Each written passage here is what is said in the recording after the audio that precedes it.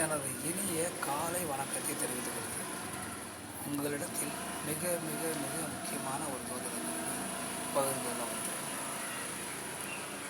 ஒரு மனிதன் தான் ஆழ்ந்த தூக்கத்தில் தூங்கிக் கொண்டிருக்கும் பொழுது திடீரென ஒரு கனவு காண்பார்.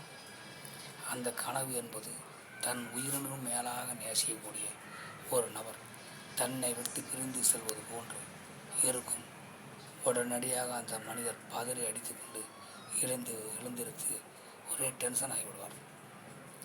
இப்படி இரவு நேரத்தில் பிரம்ம முகூர்த்தம் என்று சொல்லக்கூடிய 4:30 மணி முதல் 6 மணிக்குள் இப்படி ஒரு நிகழ்வு ஏற்பட்டால் அவர் யாரை இறப்பதாக கனவு கண்டாரோ அவர்களுக்கு ஆயுள் தீர்க்கம் என நாம் மனதில் வைத்து கொள்ள வேண்டும்.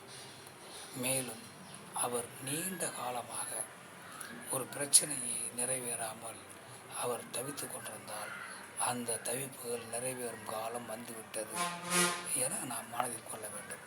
ஆதலால் ஒரு உறவு இறப்பதாக கனவு கொண்டவுடன் பதறி அடித்து உங்கள் மனநிலையில் பாதிப்படைந்து விடக்கூடாது. அந்த உறவு வலுவாக உங்களோடு துணை நிற்பார், அவர் ஆயுள் கெட்டியாக இருக்கும் என்பதைத்தான் இது காட்டுகிறது.